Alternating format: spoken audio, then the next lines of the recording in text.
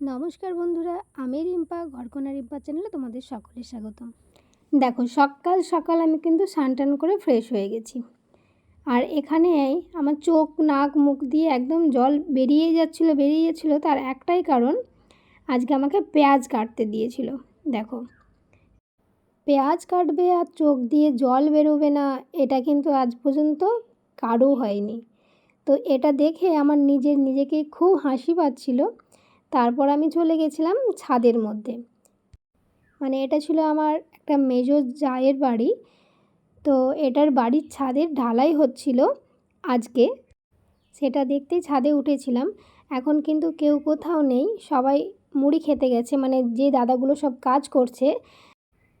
তো সেই সুযোগ নিয়েই আমি ভাবলাম আজকে একটু ভিডিও করে নিই এখন।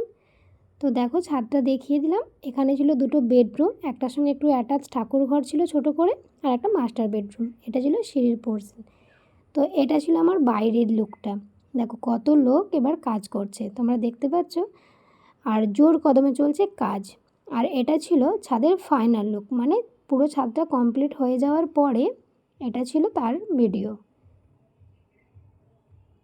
আর এদিকে চলছিল জোর কদমে খাওয়া দাওয়ার জন্য আলু ভাজা, পটল ভাজা, আলু পোস্ত, মাংস, চাটনি, পাঁপড়, শাক ভাজা, আরও অনেক কিছু ছিল, ভাত।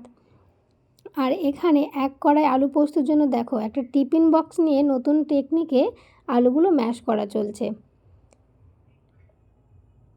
তো তারপর মাংস বসানোর জন্য দেখো কাঁচা লঙ্কা, একটা শুকনো লঙ্কা, তেজপাতা আর গোটা গরম মশলা, সেটা ভালো করে ভেজে নেওয়ার পর পেঁয়াজ দেওয়া হচ্ছে পেঁয়াজ ভাজার জন্য। আর পেঁয়াজগুলো ভালো করে এপিট উপিট লাল করে ভেজে নেব। আর পেঁয়াজগুলো যাতে তাড়াতাড়ি নরম হয়ে যায় সেই জন্য একটু নুন দেব। নুন দেওয়ার জন্য পেঁয়াজগুলো তাড়াতাড়ি নরম হয়ে যাবে। আর পেঁয়াজটা ভালো করে ভাজা হয়ে গেলে এখানে আদা রসুনের পেস্টটা দিয়ে দেবো। এখানে ভালো করে কষিয়ে নিতে হবে, নাহলে আদা রসুনের গন্ধটা যাবে না।